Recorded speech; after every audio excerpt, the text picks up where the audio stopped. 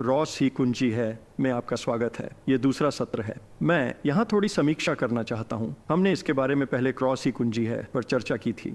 पहले कुरिन्थियों का अध्याय 1 पद 18 कहता है, क्रॉस उन लोगों के लिए मूर्खता है जो बचाए जा रहे हैं, लेकिन हम में से जो बचाए जा रहे हैं उनके लिए यह परमेश्वर की शक्ति है।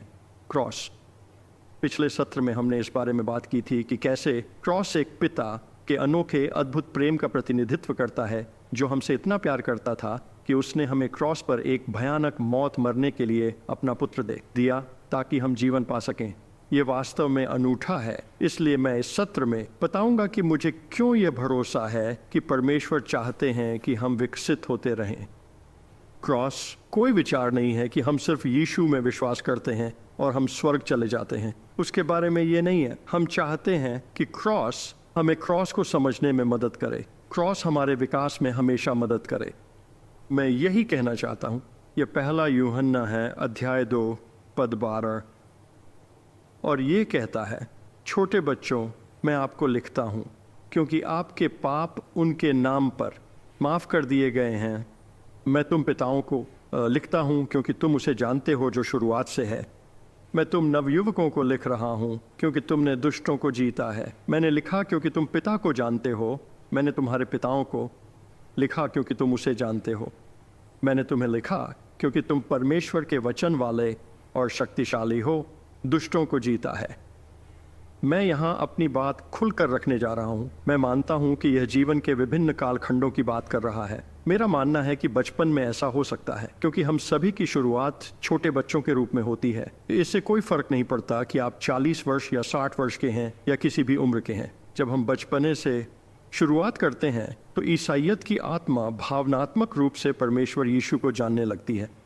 हम अगर विकास करना जारी रखेंगे तो हम युवक के रूप में विकसित होते हैं जो परमेश्वर हमसे करवाना चाहता है। ये स्पष्ट है कि आपके पास ऐसा करने का एकमात्र तरीका ये है कि परमेश्वर के वचन के द्वारा और उसके माध्यम से किया जाए, लेकिन लक्ष्य हमें पिता बनने के लिए विकसित करना है। मैं यहाँ लिंग के मुद्दे पर बात नहीं कर रहा हूँ। देवियों और सज्जनों, मैं परमेश्वर को लेकर परिपक्वता की स्थिति के बारे में बात कर रहा हूँ। यह सिर्फ एक लैंगिक मुद्दा नहीं है। यहाँ परिपक्वता के विकसित होने की बात हो रही है। मैं पहले जिस बारे में बात करना चाहता हूँ वह पूरा मुद्दा एक छोटा बच्चा बनने को लेकर है। ये कहता है कि यहाँ पहला चरण ये है कि उनके पाप माफ कर दिए जाते हैं। ये क्रॉस का मूलभूत कार्य है। मैं पिछले सत्र में कहा था कि मैंने प्रार्थना की थी कि क्रॉस आपको पिता के प्रेम की याद दिलाता है, लेकिन हम क्रॉस के मूलभूत मुद्दे के करीब पहुंच रहे हैं और वह यीशु है जो हमारे पापों के लिए मर गया और हमें माफ़ कर दिया गया। ये बहुत महत्वपूर्ण है। हमारे पाप सिर्फ छिपाए ही नहीं गए हैं, उन्हें मिटा दिया गया है। वह कहता है कि उसने याद नहीं करना चुना है। वह अनूठी बात है।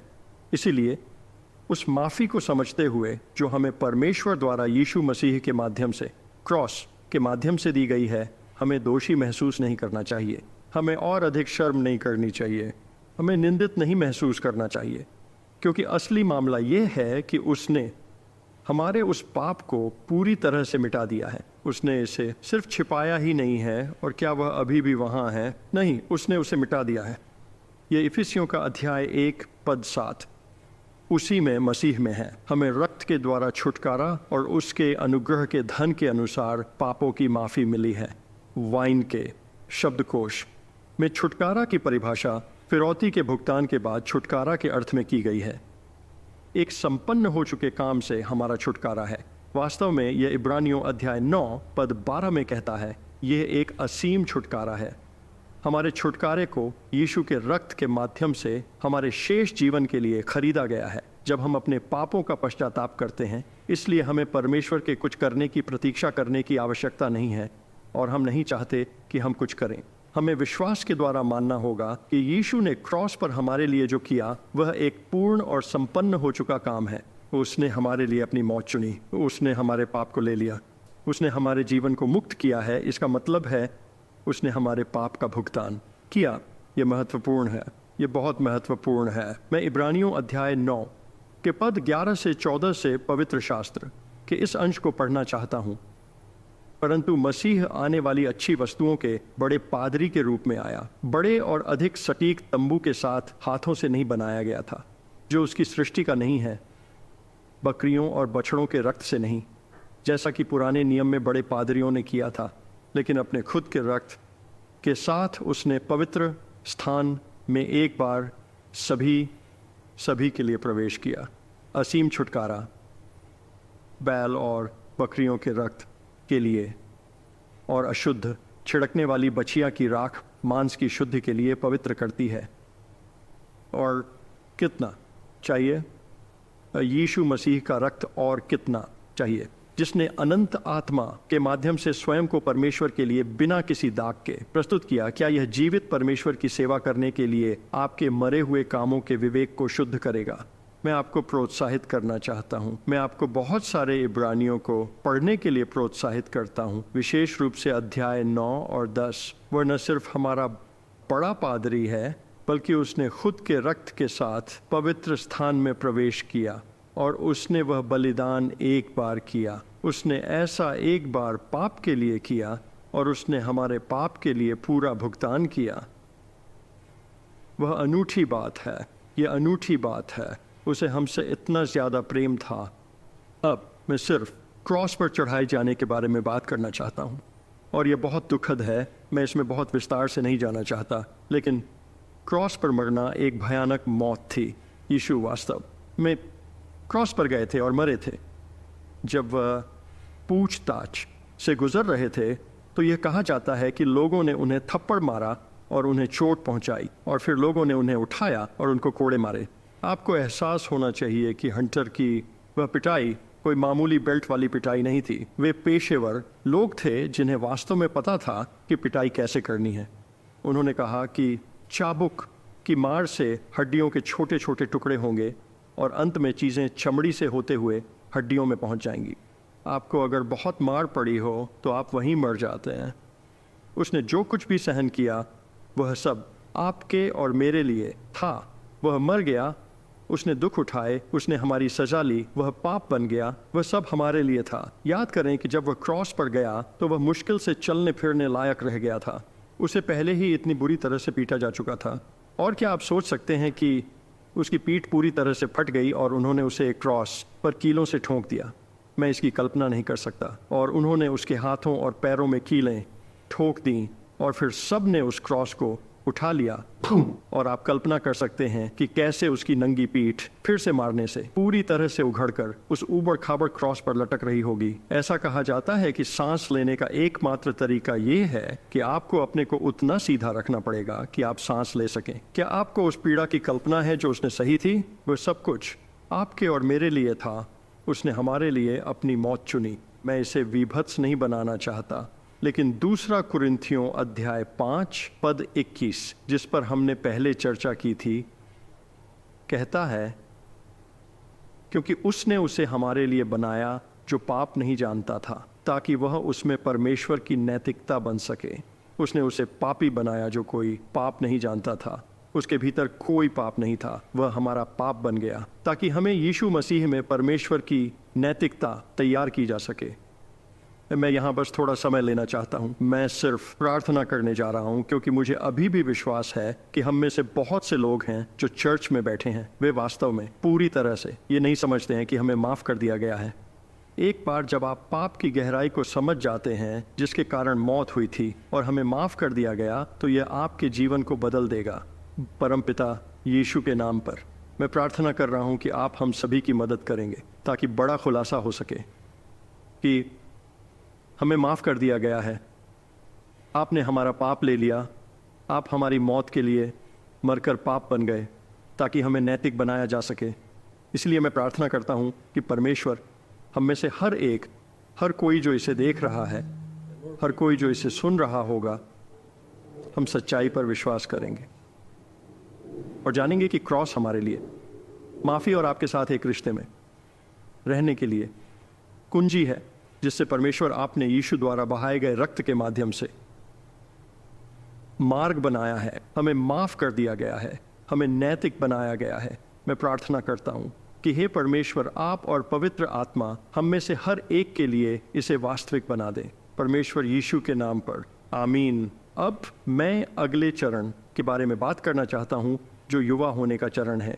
ये कहता है नौजवान मजबूत हैं और परमेश्वर का वचन उनमें समाया हुआ रहता है और उन्होंने दुष्टों को जीत लिया है। और अगर हम वास्तव में ऐसा करने जा रहे हैं, अगर हम विकास करने जा रहे हैं, तो विरोध होना तय है। विकसित होने का एकमात्र तरीका परमेश्वर के वचन के माध्यम से है। अगर हम एक बच्चे के अवस्था से आगे बढ़ने जा रहे हैं और पिता बनने की अवस्था की ओर बढ़ते हैं, तो यह कैसे होता है? परमेश्वर के वचन के माध्यम से। परमेश्वर का वचन सिर्फ कोरे कागज पर काली स्याही से लिखे शब्द नहीं है। यीशु परमेश्वर का वचन है और ये कहता है पवित्र आत्मा हमारी अगुवाई करते हुए हमारा मार्गदर्शन करती है और हमें सच का रास्ता दिखाती है। यूहन्ना अध्याय 8 पद 31 और 32 कहता है, तुम अगर मेरे वचन को मानोगे तो मेरे शिष्य हो, तभी तुम सच को जानोगे और सत्य तुम्हें आजाद करता है। आप इस वचन को तभी प्राप्त कर सकते हैं जब आप उनको पढ़ते हैं। इसके अलावा कोई रास्ता नहीं है। मेरी इच्छा है कि आप इसे तकिए के नीचे रखें और तकिए पर अपना सिर रखें। हो सकता है कि वचन पन्नों से निकल पड़े।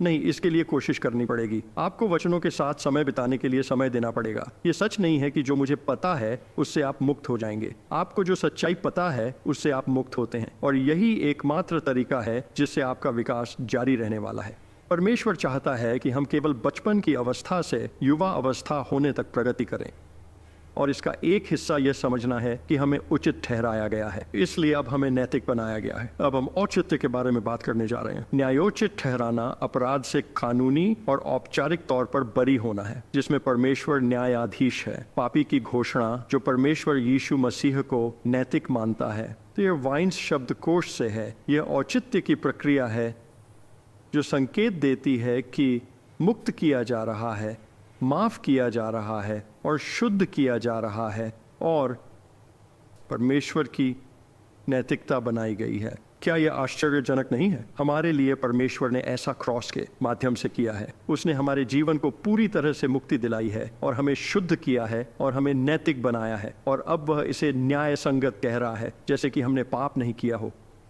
ये रोमन्स का अध्याय 3 पद 24 है। उस छुटकारे के द्वारा जो यीशु मसीह में है, उसके अनुग्रह से मुक्ति दिलाना, जिसे परमेश्वर ने अपने रक्त के द्वारा प्रायश्चित के रूप में भेजा, विश्वास के द्वारा अपनी नैतिकता का प्रदर्शन करने के लिए भेजा।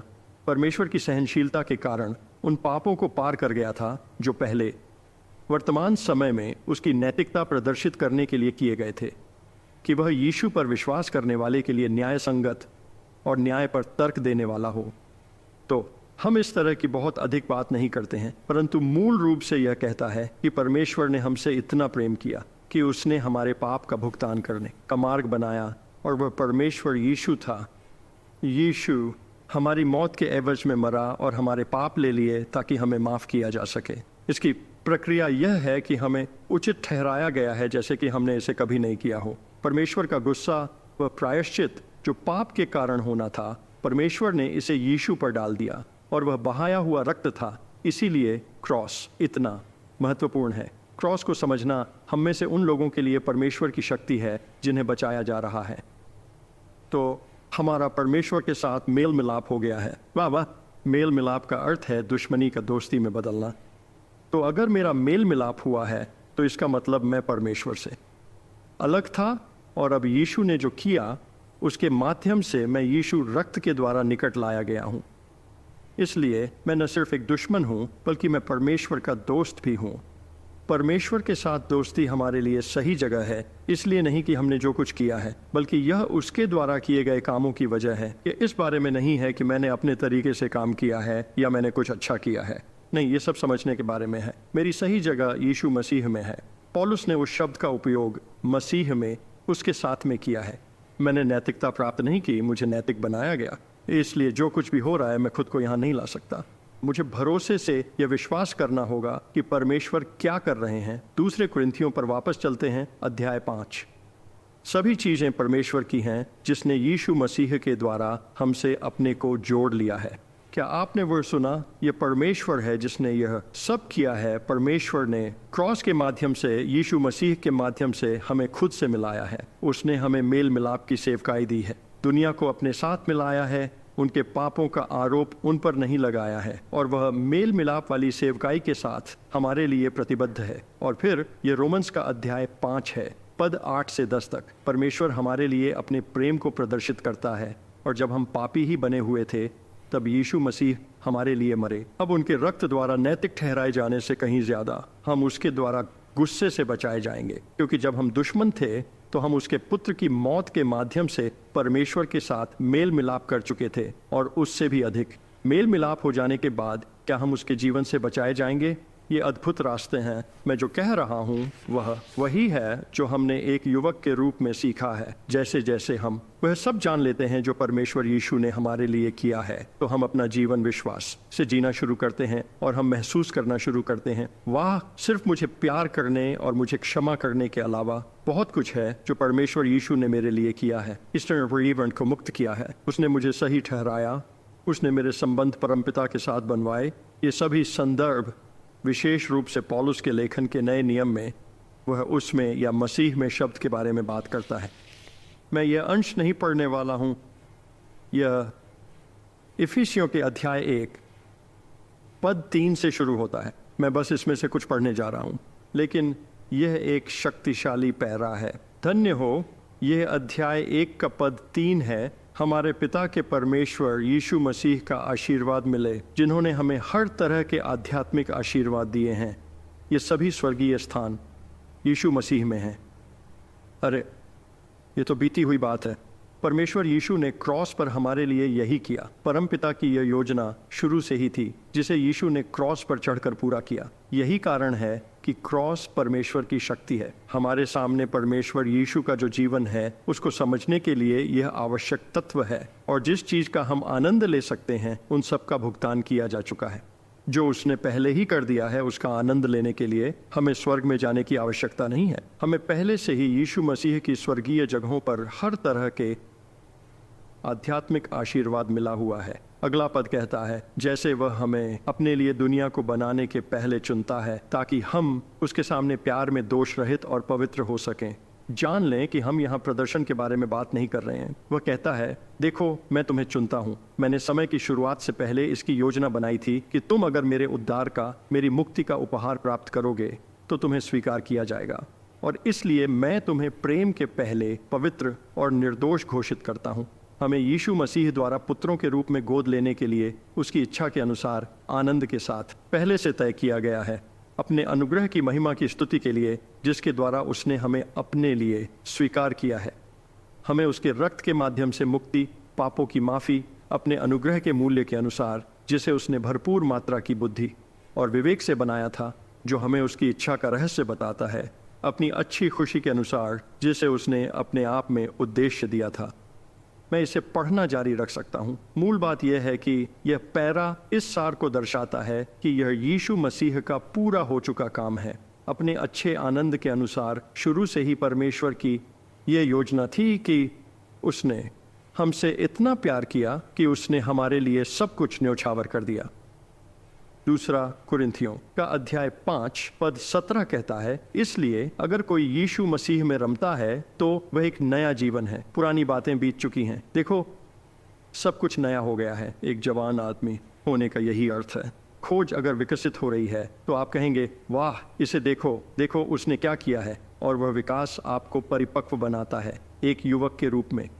वह चाहता है कि हमारे पास वह ऊर्जा हो जो वचन के लिए खर्च करने और विकसित होते रहने में सक्षम हो। लेकिन यह अंत नहीं है। परमेश्वर चाहता है कि हम एक पिता बने, और वह चाहता है कि हम यह समझें कि पिता वे हैं जिनसे वह बात कर रहा है। यहाँ हम आदमी या औरत के बारे में बात नहीं कर रहे हैं। हमें लैंगिक मुद्दे से कोई मतलब नहीं है। हम बात कर रहे हैं पिताओं की। वह चाहता है कि हम परिपक्व हों। याद रखें, पौलुस ने कहा था कि आपके पास कई शिक्षक हो सकते हैं लेकिन कई पिता नहीं हो सकते। और परमेश्वर की योजना क्या है? यह वह नहीं है कि जब हम परिपक्व होते हैं पर पाप नहीं करते। हम उस बारे में बात नहीं कर रहे हैं। एक पिता के लिए पाप रहित पूर्णता से कोई लेना देना नहीं है। एक पिता होने का संबंध परमेश्वर को जानने, समझने की स्थिति तक परिपक्व होने की है। वास्तविकता यह है कि युवा अवस्था इस खोज में है कि आप यीशु मसीह में कौन हैं। यीशु ने आपके लिए जो किया है वह स्थिति परमेश्वर की योजना की है जिसमें आपको रखना था। तो जब भी हर बार आप उनमें मसीह में देखते हो, वह जवान आदमी का चरण होता है। लेकिन पिता वाला चरण वह है जिसमें आप पाते हैं कि आप में परमेश्वर कहाँ है। और जब आप ये खोजना शुरू करते हैं तो आप महसूस करना शुरू करते हैं कि ओह अरे वाह, परमेश्वर मुझ में रह रहे हैं, परमेश्वर की आत्मा मुझ में बसती है। यही वह चीज़ है जो वह चाहता है कि हम जानें। वाह वाह, जब हम इस तरह से जीना शुरू करते हैं तो आप एक परमेश्वर की चेतना के साथ जीना शुरू करते हैं। आप अब पापी चेतना के साथ नहीं जी रहे होते, क्योंकि एक युवक के रूप में आप उस पर जीत हासिल करना शुरू करते हैं। आपको महसूस होता है, एक मिनट रुको, मुझे माफ़ कर दिया गया है। मैं पाप के बारे में नहीं सोचता, मैं ये नहीं सोचता कि मेरे साथ क्या हुआ या मैंने क्या किया। नहीं, मैं एक नई रचना हूँ, मैं उसमें नहीं रह रहा हूँ।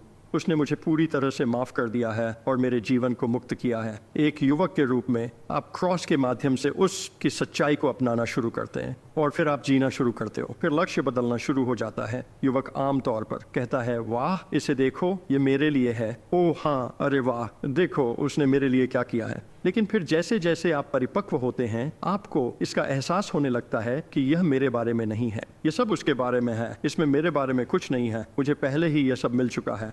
ये मेरी समझ के बारे में है कि वह मेरा पिता है या वह मेरे भीतर रहता है, और ये मेरा दृष्टिकोण बदलने का कारण बनता है ताकि मैं अब पाप के बारे में सोचूं। मैं सभी लाभों को लेकर सचेत भी नहीं हूँ, मैं उसको लेकर सचेत हूँ। मैं परमेश्वर के साथ एक नए संबंध में जी रहा हूँ। वह चाहता है कि मैं ऐसा ही करूँ। ये कुलुस्सियों के अध्याय 1 का पद 27 है। उनके लिए परमेश्वर नास्तिकों के बीच इस रहस्य की महिमा का मूल्य क्या है? ये आपके भीतर यीशु मसीह है जो महिमा की आशा है। हम उपदेश करते हैं, हर आदमी को चेतावनी देते हैं और हर आदमी को सब ज्ञान सिखाते हैं ताकि हम हर आदमी को यीशु मसीह में संपूर्ण करके पेश कर सकें। वाह वाह, यह पिता वाला काल है। वह चाहता है कि हम उसके साथ इस संबंध में बने रहें। वह हमें कुछ भी करने के लिए नहीं कह रहा है, वह हमें काम करने के लिए नहीं कह रहे हैं। वह हमें अपने साथ प्रेम संबंध बनाने, उसका प्रेम प्राप्त करने और अपने से प्रेम करने के लिए कह रहा है। अगर ऐसा होता है तो हमारे भीतर जो होता है उससे हम अपने आसपास की दुनिया में उसके स्वभाव और उसके प्रेम को व्यक्त कर सकते हैं। वह यही चाहता है। मैं यहाँ सिर्फ एक समीक्षा करना चाहता हूँ और मैं चाहता हूँ कि हम इसके साथ समाप्ति की ओर बढ़ें। क्रॉस ही कुंजी है। जब मैं यह कहता हूँ कि यह जीवन का आवश्यक तत्व है तो मेरा मतलब होता है कि यह जीत का आवश्यक तत्व है। विजयी होने के लिए यह आवश्यक तत्व है। हमें समझना चाहिए यह परमेश्वर की शक्ति है। क्रॉस हमारे लिए बहुत महत्वपूर्ण है। फिर से मैं प्रार्थना करता हूँ कि आप सबसे पहले यह समझ लें कि यह दर्शाता है कि परमेश्वर आपसे कितना प्यार करता है। वह आपसे प्यार करता है, लेकिन विकास के चरणों के संबंध में मुझे बस ये बताना चाहिए, क्रॉस को लेकर उनके अद्भुत प्रेम के कारण यीशु ने हमारे लिए क्या किया। बचपने में हमें यह समझने की ज़रूरत है कि हमें मुक्त किया गया है। इसका अर्थ है कि हमारे पाप का दंड यीशु मसीह द्वारा क्रॉस पर चुकाया गया था। उसने हमें पूरी तरह से माफ़ कर दिया है। यह मेरे प्रदर्शन पर आधारित नहीं है, यह उनके प्रदर्शन पर आधारित है। मुझे पूरी तरह से माफ़ कर दिया गया है। आपको अपने आप को अभी बताने की आवश्यकता है, मुझे माफ़ कर दिया गया है, मुझे शुद्ध कर दिया गया है। कई बार हम पाप की चेतना ले जाते हैं, हम एक चेतना ले जाते हैं। ठीक है, आप नहीं जानते कि मैं किस चीज़ में शामिल हूँ, आप नहीं जानते कि मेरे साथ क्या किया गया था। ठीक, वास्तविकता ये है कि मैं नहीं करता, लेकिन मुझे यह पता है रक्त हमें शुद्ध करता है, हमें शुद्ध करता है। ये सिर्फ इसे कवर नहीं करता है, ये सिर्फ इसे धोने की तरह नहीं है, पूरी तरह से साफ करता है और तुम्हें नैतिक बनाया गया है। मैं यीशु मसीह में परमेश्वर की नैतिकता हूँ। इसीलिए नहीं कि मैं सही काम करता हूँ, बल्कि उसने मुझे नैतिक बनाया है। जब मैं उसके सामने खड़ा होता हूँ तो वह मुझे यीशु के रक्त के माध्यम से देखता है। ये सिर्फ बचपन वाली अवस्था है और हमें माफ कर दिया जाता है। आपको यह जानना चाहिए कि हमें माफ़ कर दिया गया है। आप कह सकते हैं, मुझे पूरी तरह से माफ़ कर दिया गया है, पूरी तरह से माफ़ कर दिया गया है, मेरे काम के आधार पर नहीं। हो सकता है कि आपकी सुबह खराब रही हो, ये अभी भी आपके काम पर आधारित नहीं है। आपको एक अनुग्रहकारी स्वर्ग में बैठे पिता द्वारा माफ़ किया गया था, जिसने आपसे इतना प्रेम किया कि उसने अपना पुत्र दे दिया, कि यीशु क्रॉस पर गया और आपकी मौत मर गया और अपना रक्त बहाया जिसे आप बहाने के योग्य थे, और उसने वह सब आपके लिए किया और आपको माफ़ कर दिया जाता है। वास्तव में हम वहीं रुक सकते थे, लेकिन यह अंत नहीं है। इस विषय की सच्चाई यह है कि क्रॉस पर उसने आपके लिए जो कुछ भी किया उसको उचित कहा जाता है। उसने आपको सही ठहराया। यह ऐसा ही है जैसे तुमने कभी पाप नहीं किया हो। उसने हमें पिता से मिला दिया, मतलब कि मैं जीवित, नहीं हूँ। ये वैसे हुआ, मुझे ये याद है, मुझे पता है कि मुझे माफ़ कर दिया गया है, लेकिन मुझे अभी भी ड्योढ़ी पर रहना है। नहीं, नहीं, आपको माफ़ कर दिया गया है और आपको भीतर के कक्ष में लाया गया है। आपको बाहर रहने की ज़रूरत नहीं है। आपको उचित ठहराया गया है। आपका परमेश्वर के साथ मेल मिलाप हो गया है। मैं अब दुश्मनी में नहीं जी रहा हूँ, मैं परमेश्वर का दोस्त हूँ। वह मुझे दोस्त कहता है। हम काम को बहुत महत्व देते हैं। हम कहते हैं, ओह वाह, मुझे नहीं पता कि मैं ऐसा कर सकता हूँ या नहीं, मुझे नहीं पता कि मैं इसे समझ सकता हूँ या नहीं। नहीं, मैं परमेश्वर का दोस्त हूँ, मैं उसमें हूँ। मुझे उसके साथ एक रिश्ते में जोड़ दिया गया है। इसे उसने शुरू किया था और पिता वाले चरण को परमेश्वर के बच्चे के रूप में अपनाया जा रहा है। मुझे परमेश्वर ने स्वीकार किया है। मुझे यीशु के साथ एक संयुक्त उत्तराधिकारी बनाया गया है और यह हमारी स्थिति है और यही हम हैं। तो युवक वाली अवस्था यह पता लगाने का एक चरण है कि आप उससे कैसे जुड़े हैं। पिता वाली अवस्था यह खोज रही है कि वह हम में कौन है। बाल अवस्था जान रही है कि हमें माफ कर दिया गया है। परमेश्वर यही चाहता है, वह हमें चाहता है। मैं आपको इसके माध्यम से जाने के लिए प्रोत्साहित करता हूँ। इन सभी चीजों के लिए बहुत सारे शास्त्र के संदर्भ हैं जो मूल रूप से ये पद हैं। आप अगर वचन में समय व्यतीत नहीं करते हैं तो आप विकसित नहीं हो सकते। मुझे नहीं पता कि यह और कैसे करना है। यह कहता है कि विश्वास सुनने और परमेश्वर के वचन को सुनने से आता है। परमेश्वर के वचन को सुनने की सबसे अच्छी जगह आपके मुंह से निकली बात है, लेकिन आपको वचन में समय बिताना होगा। हम इसी वजह से यह सुंदर सीरीज कर रहे हैं। हम आपको पर्याप्त जानकारी देने की कोशिश कर रहे हैं ताकि आप खुद वचन पर जा सकें और आप उस वचन को अपने ऊपर लागू कर सकें। आपको इसे पढ़ने की ज़रूरत है, आपको इसका अध्ययन करने की ज़रूरत है। आप इसे याद करने की कोशिश कर सकते हैं। आपको कुछ वचनों और शोध को खोजने की कोशिश करनी चाहिए। आपको इन चीज़ों को लिखने की ज़रूरत है। आपको वचन को स्वीकार करने की ज़रूरत है। आपको इसे अपने मुंह से निकलते हुए सुनने की ज़रूरत है। इसलिए मैं आपके लिए प्रार्थना करने जा रहा हूँ, लेकिन मैं प्रार्थना करने जा रहा हूँ कि परमेश्वर इसे सच के रूप में हमारे जीवन में लागू करने में हमारी मदद करें, क्योंकि परमेश्वर हमसे प्रेम करता है। उनके पास हमारे लिए बहुत कुछ है। मैं प्रार्थना करना चाहता हूँ। मैं आप सबके लिए प्रार्थना करने जा रहा हूँ कि परमेश्वर हमारी मदद करेंगे, क्योंकि यह बहुत महत्वपूर्ण है। परमपिता, हम आपके अनोखे प्यार के लिए बहुत आभारी हैं और धन्यवाद देते हैं। क्रॉस के लिए हम आपको धन्यवाद देते हैं। परमेश्वर यीशु, हम आपको धन्यवाद देते हैं कि आप क्रॉस पर गए और आपने मेरी मौत अपने पर ले ली। तुम हमारी मौत मरे, तुमने अपना खून बहाया, और हम आपको धन्यवाद देते हैं कि आपने हमें ठीक करने के लिए, स्वतंत्र होने के लिए पूरी तरह से भुगतान किया है। वास्तव में हमें हर चीज़ दी है। और मैं अब प्रार्थना करता हूँ परमेश्वर कि आप हमें वास्तव में समझने में मदद करेंगे कि न केवल हमें माफ़ किया गया है, बल्कि परमेश्वर आपने हमें उचित ठहराया है। आपने हमें परमेश्वर के बेटे और बेटियां कहा हैं। आपने हमसे रिश्ता बनाया है, हमें आपसे जोड़ दिया गया है। हम दोस्त हैं। आपने कीमत चुकाई, आपने हमें शुद्ध किया, हमने खुद को शुद्ध नहीं किया।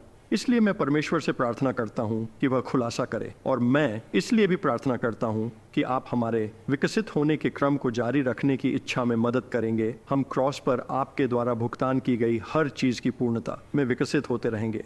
हम परिपक्व होना चाहते हैं। हम परिपक्वता में विकसित होना चाहते हैं। हम जो कुछ भी करते हैं उसमें हम आपके जीवन को व्यक्त करना चाहते हैं, और हम एक ऐसा जीवन जीना चाहते हैं जिसमें आपका उदाहरण हो। हमारे आसपास की दुनिया कहे, यीशु आप जीवित परमेश्वर हैं। इसलिए मैं सबके लिए प्रार्थना करता हूँ कि आप हमारी मदद करें, क्रॉस को समझने में हमारी मदद करें। क्रॉस के माध्यम से आपने हमारे लिए जो किया है उसकी प्रचुरता को समझने में हमारी सहायता करें। क्रॉस की शक्ति को समझने में हमारी सहायता करें। वह अद्भुत प्रेम हमें समझाएं जिसके माध्यम आप बने। परमेश्वर क्रॉस पर जाकर हमारे लिए मरे। परमेश्वर, हमें आपसे प्रेम है। हम आपको गौरव देते हैं, धन्यवाद देते हैं यीशु के नाम पर। आमीन।